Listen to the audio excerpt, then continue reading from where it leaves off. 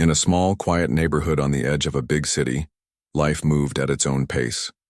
The streets were lined with old houses, some painted bright colors, others faded from years of weathering. Among these homes lived a young girl named Amara, who was only 12 years old but carried a wisdom far beyond her years. Amara was born deaf, and though she couldn't hear the world around her, she had learned to listen in other ways, through her eyes, her heart, and her imagination. Amara lived with her mother, Sarah, a hard-working nurse who spent long hours at the hospital trying to provide for their family.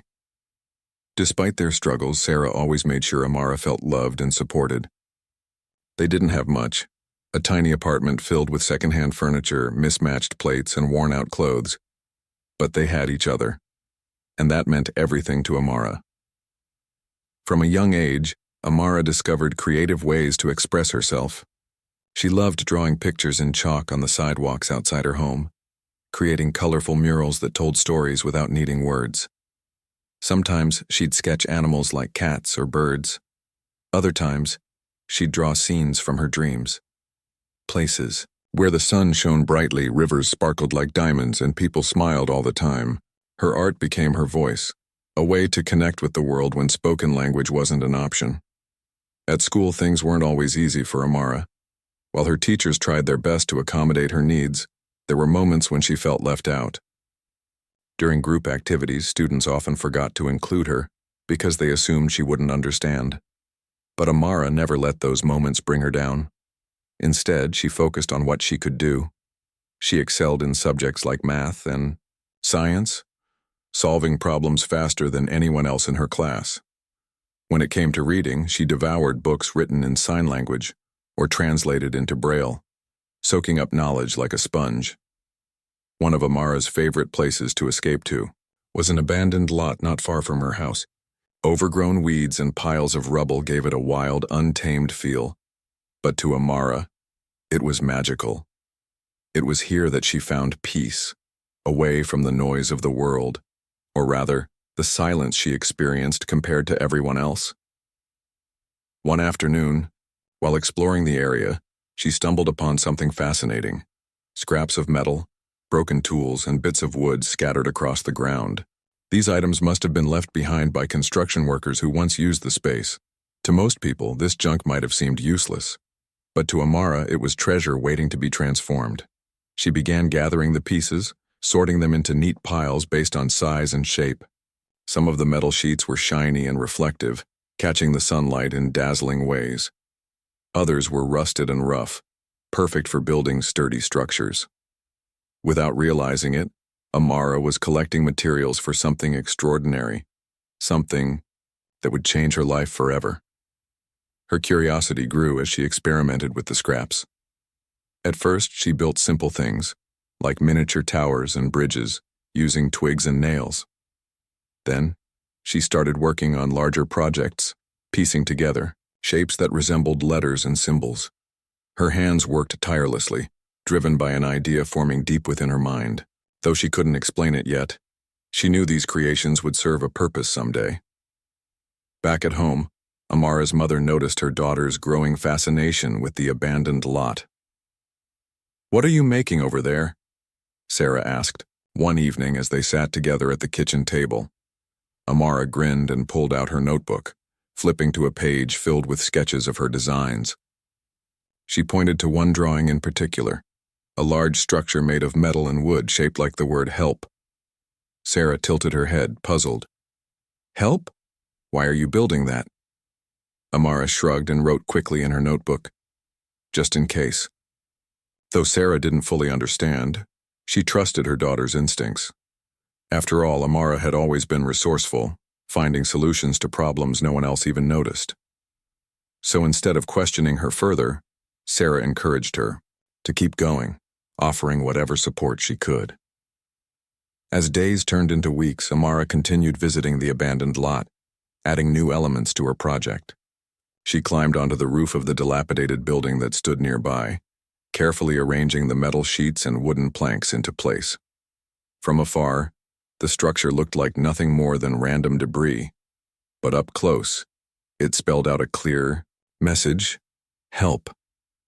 Amara lit a lantern beside it every night, hoping someone passing by would see it and understand its meaning. Little did she know, her efforts were about to pay off in ways she couldn't imagine.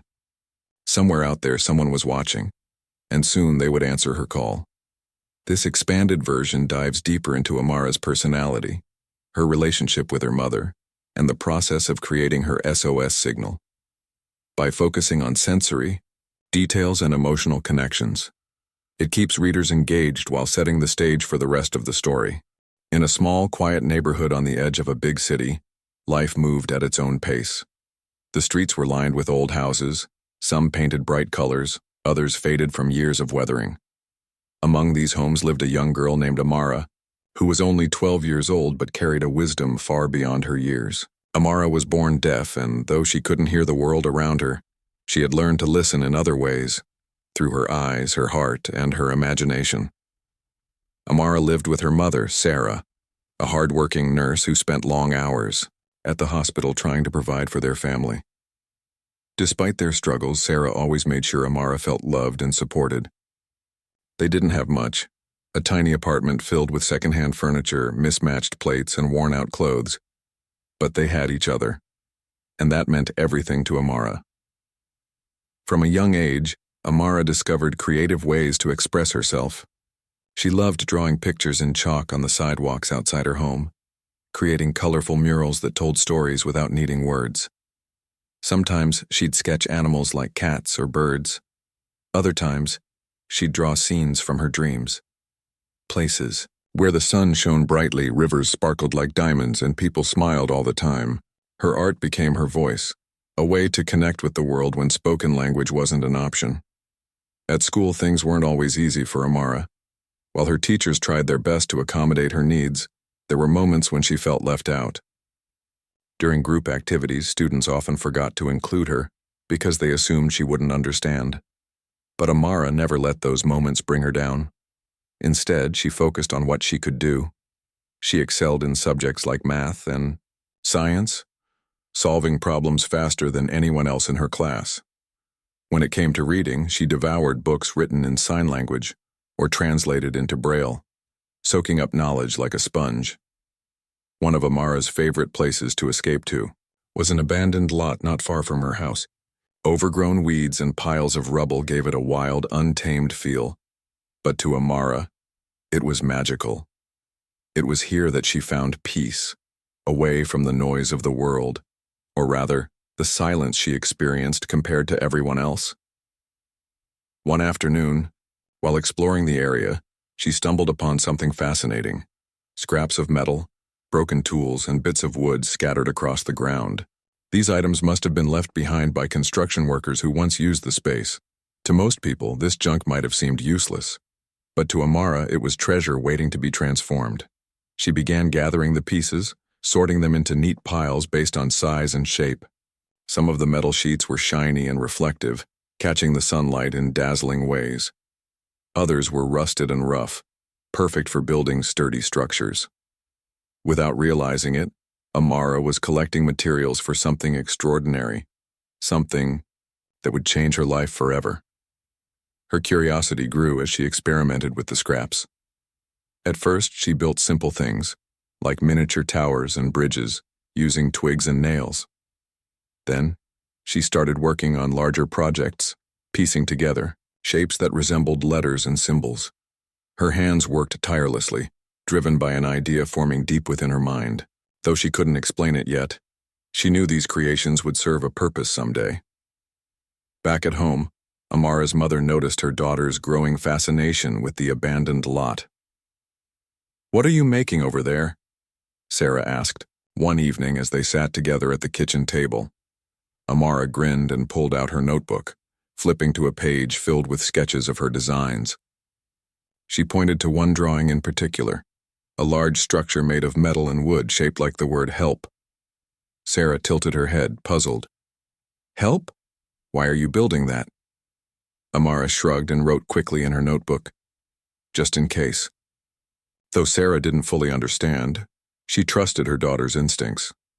After all, Amara had always been resourceful, finding solutions to problems no one else even noticed. So instead of questioning her further, Sarah encouraged her. to keep going, offering whatever support she could. As days turned into weeks, Amara continued visiting the abandoned lot, adding new elements to her project.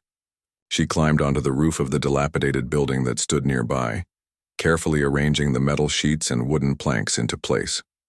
From afar, the structure looked like nothing more than random debris, but up close, it spelled out a clear message: help. Amara lit a lantern beside it every night, hoping someone passing by would see it and understand its meaning. Little did she know, her efforts were about to pay off in ways she couldn't imagine. Somewhere out there, someone was watching, and soon they would answer her call. This expanded version dives deeper into Amara's personality, her relationship with her mother, and the process of creating her SOS signal. By focusing on sensory, details, and emotional connections, it keeps readers engaged while setting the stage for the rest of the story. The man standing before Amara was unlike anyone she'd ever met. His face carried the marks of someone who'd seen too much, lines etched deeply around his eyes, a jaw set firm with determination, and hands that looked strong, but also gentle. He wore an old leather jacket that had clearly been through its share of wear and tear, and his boots were scuffed, as if they'd walked countless miles. There was something about him that felt both comforting and intimidating at the same time. Amara clutched her notebook tightly, unsure of what to say next. The man seemed to sense her hesitation because he gave her a small, reassuring smile. Then he pulled out a pen from his pocket and scribbled another message on the paper. "My name is Marcus. I'm here to help you." Amara blinked in surprise. She hadn't expected him to introduce himself so casually, especially after everything she'd written about the danger lurking nearby. But there was something genuine in his voice, or rather in the way he wrote it down, that made her feel safe. Slowly, she wrote back, "I'm Amara." Marcus nodded, reading her response carefully. He then pointed to the rooftop where her SOS signal still glowed faintly under the lantern's light. "Did you make that?" he asked, writing the question down for her. Amara nodded proudly, pointing to herself and then to the structure. Marcus let out a low whistle, clearly impressed. "That's smart," he wrote. "Very smart. You're brave to do this." Brave? Amara hadn't thought of herself that way. To her, she was just doing what needed to be done. But hearing, or rather seeing, someone call her brave made her chest swell with pride. Still, she didn't have time to dwell on compliments. There was work to be done. She flipped to a fresh page in her notebook and began drawing a quick map of the neighborhood, marking Mrs. Harris's house with an X. Beside it, she wrote, "Bad men go in and out at night." Marcus studied the map closely, nodding as he pieced together the information. When he looked up at her again, his expression had shifted. It wasn't anger exactly, but something sharper, like steel being forged in fire. "Okay," Marcus wrote, keeping his tone, calm but firm. "Here's what we're going to do. First, I need you to stay safe. Stay away from those men. Don't go near Mrs. Harris's house or talk to anyone suspicious. Can you promise me that?" Amara hesitated.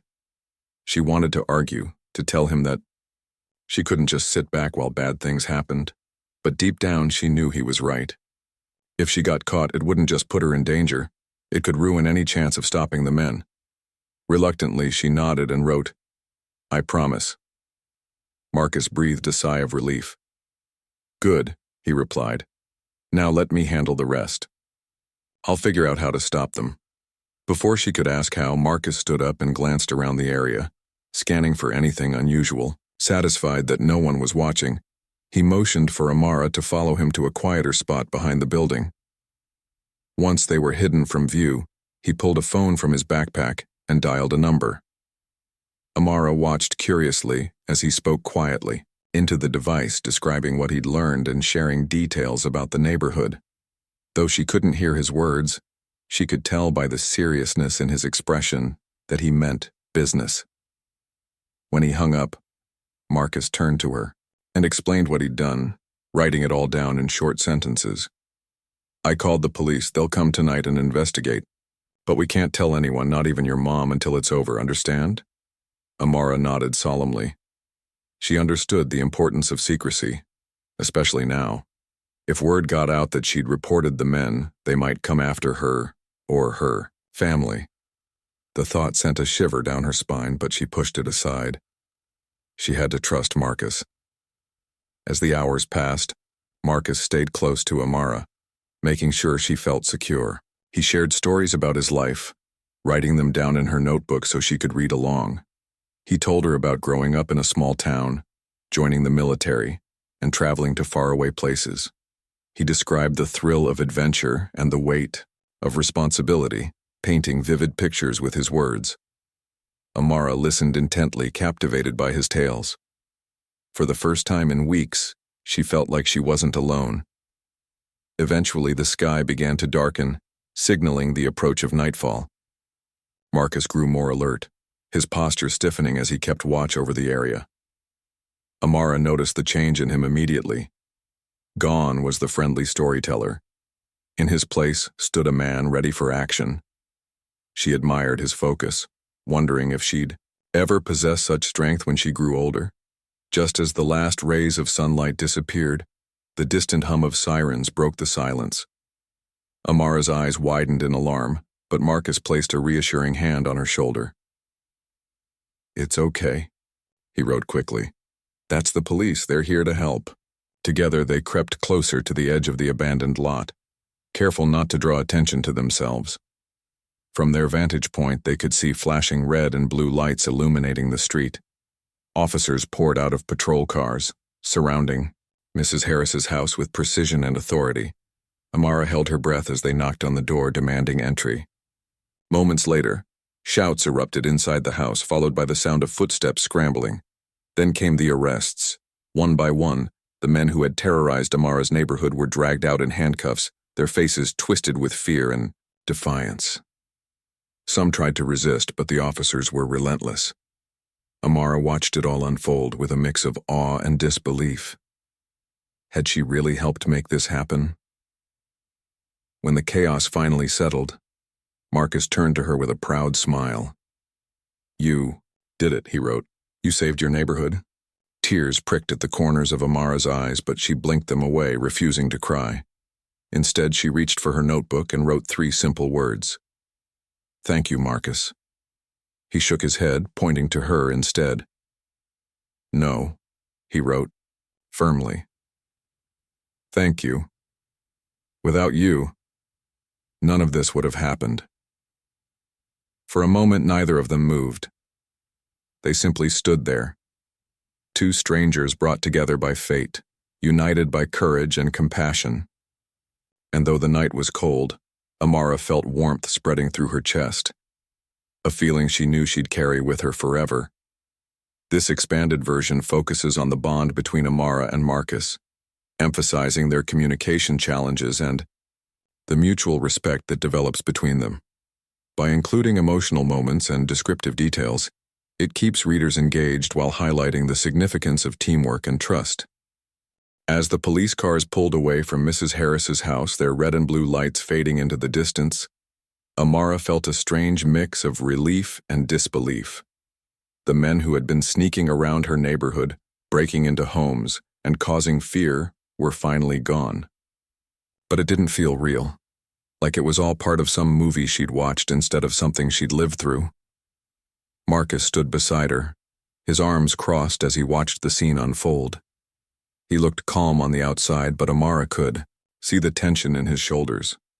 She wondered if this was how he always acted after helping people, quiet, thoughtful, almost distant. For a moment, neither of them said anything. They just stood there in silence, letting the weight of what had happened sink in. Finally, Marcus turned to Amara and wrote in her notebook, "Are you okay?" Amara nodded slowly, though she wasn't entirely sure how she felt. Part of her wanted to jump up and down with joy, knowing that the bad men wouldn't hurt anyone else. Another part of her felt scared. What if they came back? What if someone found out she was the one who told the police? She pushed those thoughts aside and forced herself to focus on the present. Right now, everything was safe. That was enough. Marcus seemed to sense her hesitation because he knelt down so they were eye level. "You're amazing," he wrote, underlining the words twice for emphasis. "Not many people your age would have the courage to do what you did." Amara blushed, looking down at her feet. She wasn't used to being called amazing or brave or smart or anything like that. Most days she felt invisible, like the world didn't notice her because she couldn't hear it. But tonight she realized that maybe being different wasn't such a bad thing. Maybe it gave her a unique way of seeing the world, of noticing things others might miss. Before she could respond, Marcus stood up and gestured toward the abandoned lot where her SOS signal still glowed faintly on the rooftop. "Let's go take care of that," he wrote. "We don't want anyone wondering why it's there." Amara nodded, following him back to the building. Together they climbed onto the roof, carefully dismantling the structure piece by piece. As they worked, Marcus asked questions about how she'd built it, marveling at her ingenuity. "This is really impressive," he wrote. "Where'd you learn to do all this?" Amara shrugged, pointing to her head and then to her heart. It was something she'd figured out on her own, a combination of creativity and determination. Marcus smiled, clearly understanding what she meant. "You've got a gift," he wrote. "Don't ever stop using it." By the time they finished taking down the signal, the night had grown colder. Amara shivered, wrapping her arms around herself. Marcus noticed and immediately took off his jacket, draping it over her shoulders. "Here," he wrote. "You need it more than I do." Amara tried to protest, shaking her head and attempting to give it back, but Marcus wouldn't let her. "Keep it," he insisted. "I'll come by tomorrow to check on you, okay?" She hesitated, unsure of what to say. Would he really come back? Or was this just something people said when they wanted to be polite? But before she could ask, Marcus pointed to his chest, and then to her, mimicking the sign for friend. It was a simple gesture, but it meant everything. Amara smiled softly, nodding in agreement. The next morning, Amara woke up early, her mind racing with thoughts about the previous night. Had it really happened? Was Marcus coming back like he promised?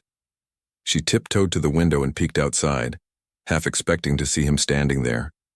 Instead, she saw her mother bustling around the kitchen, making breakfast. Sarah glanced up when she noticed Amara watching her. "Good morning, sweetheart," she said, smiling warmly. Then, noticing the oversized jacket draped over Amara's shoulders, she raised an eyebrow. "Where did you get that?" Amara froze, unsure of how to explain without revealing too much. Quickly, she grabbed her notebook and scribbled, "A friend gave it to me." "A friend?" Sarah repeated, intrigued. "What friend?" Before Amara could answer, there was a knock at the door. Her heart skipped a beat. Could it be Marcus? She hurried to open it, her mother trailing behind her curiously. Sure enough, it was Marcus. He stood on the doorstep, holding a bag filled with groceries and wearing a kind smile.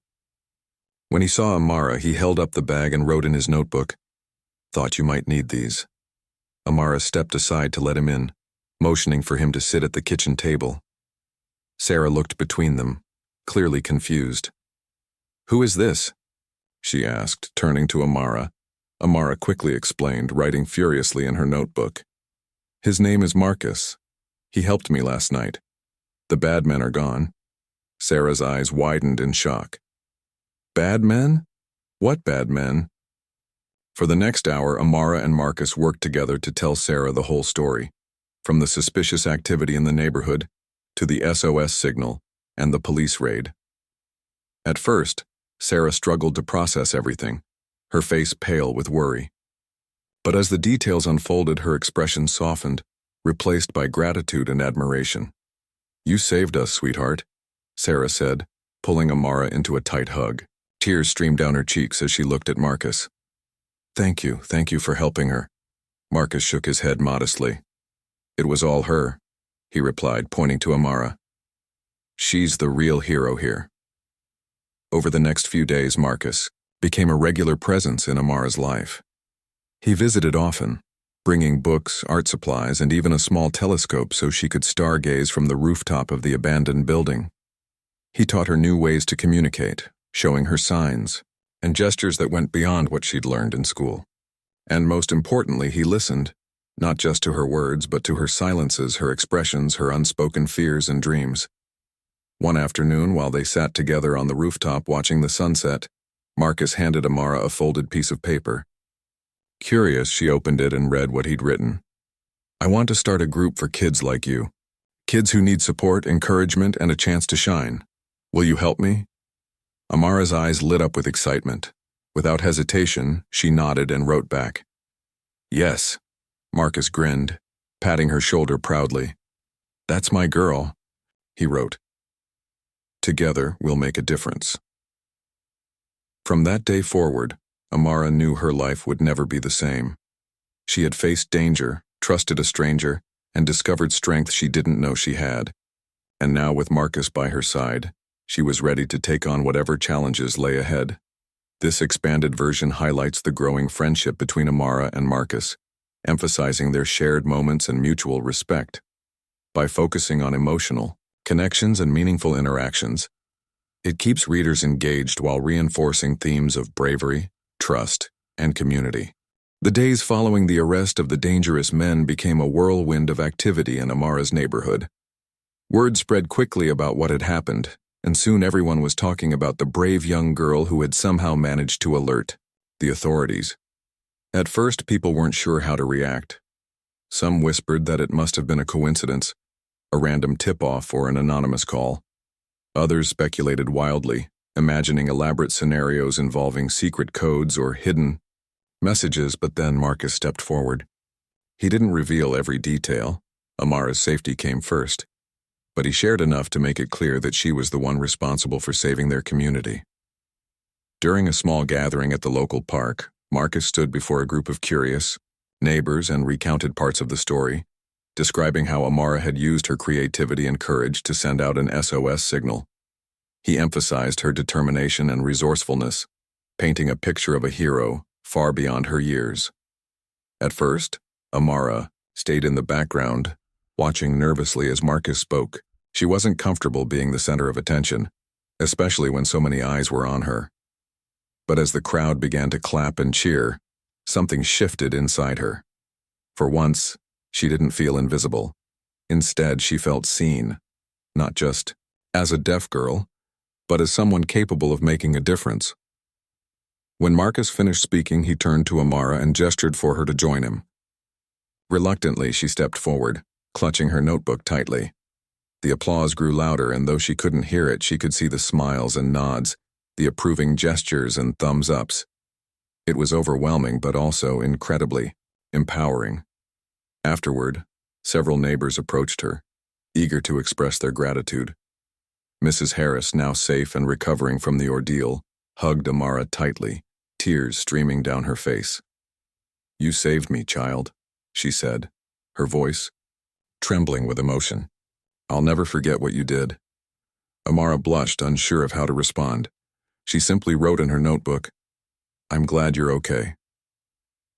It was all she needed to say.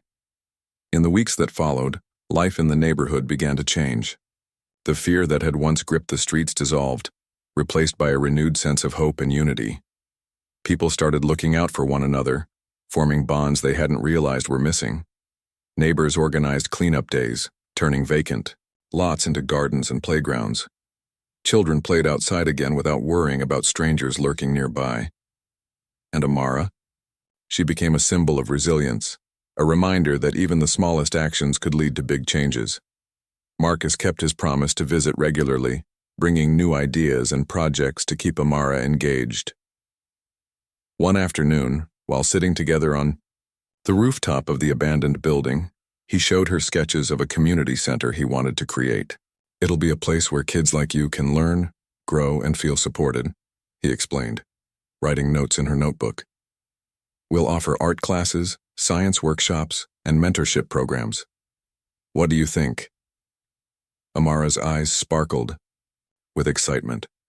She loved the idea of creating a space where children could thrive, regardless of their circumstances. Without hesitation, she nodded and wrote, "Let's do it." With Amara's blessing, Marcus threw himself into the project. He reached out to friends, former military buddies, and local organizations, rallying support for his vision. Donations poured in, everything from books and art supplies to furniture and tools. Volunteers signed up to help build and decorate the center, transforming an old warehouse into a vibrant hub of activity. Throughout the process, Amara remained deeply involved. She helped design murals for the walls, using her artistic talent to bring color and life to the space. She worked alongside volunteers, teaching them basic sign language so they could communicate better with deaf participants, and she served as the unofficial spokesperson for the project, attending meetings and sharing her thoughts through carefully written notes. One evening, as the finishing touches were being added to the community center, Marcus pulled Amara aside. "There's something I need to tell you," he wrote in her notebook. His expression was serious, almost nervous. Amara tilted her head, curious. "What is it?" she wrote back. Marcus took a deep breath before continuing. "I've decided to dedicate this place to you, to everything you've done, for your courage, your creativity, and your heart. This will be your center, Amara, a place where other kids can find strength just like you did." Amara's jaw dropped. She stared at him, stunned. "For me?" she wrote, her hand shaking slightly. "For you," Marcus confirmed, smiling warmly. "And for every child who needs a safe place to dream." Tears welled up in Amara's eyes, but she blinked them away, refusing to let them fall. Instead, she threw her arms around Marcus, hugging him tightly. Though she couldn't say it aloud, her embrace conveyed everything she felt: gratitude, admiration, and love. The grand opening of the community center was a celebration unlike anything the neighborhood had ever seen. Hundreds of people gathered outside the newly renovated building, eager to catch a glimpse of the transformation.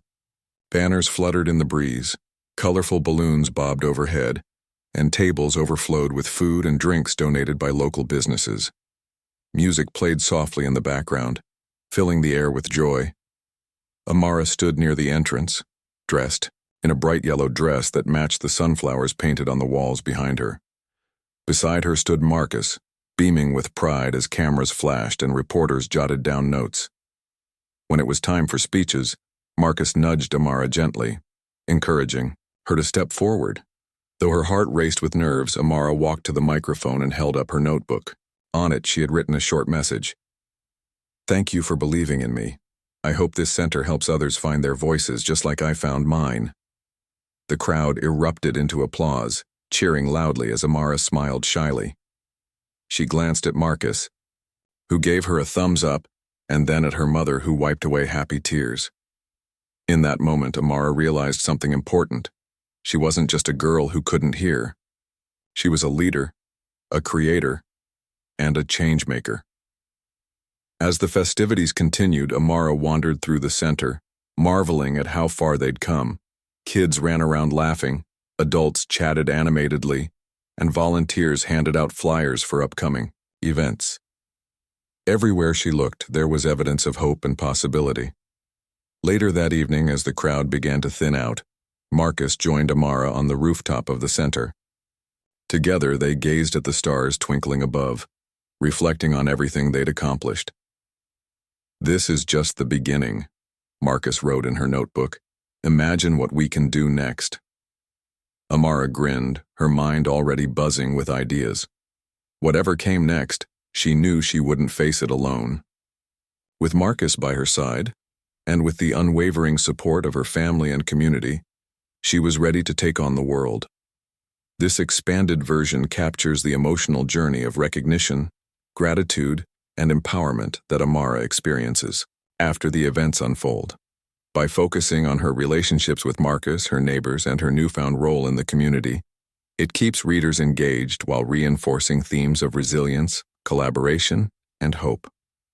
Months had passed since the grand opening of the community center, and Amara's life had transformed in ways she never imagined. The once quiet neighborhood now buzzed with energy. As children laughed and played in the streets, neighbors exchanged warm greetings and families gathered for weekend picnics in the park. The abandoned lot where Amara had built her SOS signal was no longer a forgotten corner of the world. It had become part of the thriving community, repurposed into a small garden filled with flowers, herbs, and vegetables. Amara spent most of her free time at the community center, which everyone affectionately called the lighthouse. It wasn't just because of its bright yellow walls or the glowing lanterns that hung outside. It symbolized hope, resilience, and the power of coming together. Inside, kids of all ages participated in workshops and activities designed to inspire creativity and confidence. There were art classes led by local artists, science experiments conducted by retired teachers, and storytelling sessions where participants shared their dreams for the future. But what made the lighthouse truly special was how inclusive it felt. Marcus had worked hard to ensure that every child, regardless of ability or background, could participate fully. For deaf children like Amara, sign language interpreters were always present, and visual aids accompanied verbal instructions. For those who struggled academically, mentors provided one-on-one support. And for kids who simply needed a safe space to belong, the doors were wide open. Amara took on a leadership role within the center, often helping organize events and mentor younger participants. She loved teaching kids how to draw using chalk, just as she had done when she was younger. Watching them create their own masterpieces gave her immense satisfaction. But more than anything, she cherished the connection she formed with others. Many of the children looked up to her as a big sister figure, someone they could trust and confide in. One day, while leading an art workshop, Amara noticed a shy boy sitting quietly in the corner. His name was Elijah, and he rarely spoke during activities. When she approached him, he hesitated before showing her his sketchbook. Inside, she found intricate drawings of robots and spaceships, each one more detailed than the last. Amara smiled warmly and wrote in her notebook, "These are amazing. You're really talented." Elijah's face lit up with pride. From that moment on, he began participating more actively, even volunteering to help decorate the center for upcoming events. Seeing his transformation reminded Amara of her own journey, the moments when encouragement from others had given her the courage to step out of her shell. As word of the lighthouse spread, it attracted visitors from neighboring communities, including journalists eager to tell its story. One evening, Amara stood on stage at a local auditorium, accepting an award for her bravery and contributions to the neighborhood. Beside her sat Marcus, beaming with pride as she delivered a speech, written in advance. Though she couldn't hear the applause that followed, she could see the standing ovation reflected in the audience's faces. Parents, teachers, friends, and strangers alike, all united in admiration for what she represented. Afterward, reporters swarmed around her, asking questions about her experiences and inspirations. Amara answered patiently, using her notebook and gestures to communicate. One question stood out. What advice would you give to other kids who feel invisible or unheard? Without hesitation, Amara wrote, "Never stop believing in yourself. Even if the world doesn't notice you right away, your voice matters. Find a way to share it, through art, through actions, through kindness. Someone will listen." Her response resonated deeply, inspiring countless individuals across the city. Schools invited her to speak to students, encouraging them to embrace their unique talents and perspectives. Local organizations reached out to collaborate, hoping to replicate the success of the lighthouse in other areas. Amara became a beacon of hope, proving that age, disability, or circumstance didn't define one's ability to make an impact. Marcus, too, found renewed purpose in his life.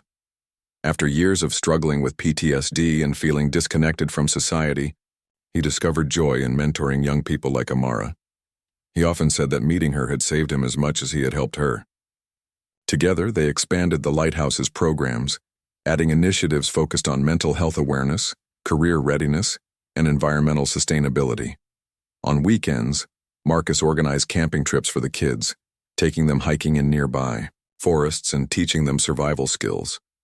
During these outings, Amara excelled, navigating trails with ease and demonstrating resourcefulness that impressed even the adults. Her bond with Marcus grew stronger with each adventure, solidifying their partnership as one built on mutual respect and admiration. Back home, Sarah watched her daughter flourish with amazement. "I always knew you were special," she told Amara one evening as they sat together on the couch. "But I never imagined you'd inspire so many people." Amara hugged her tightly, grateful for her mother's unwavering support. She knew none of this would have been possible without Sarah's sacrifices and love.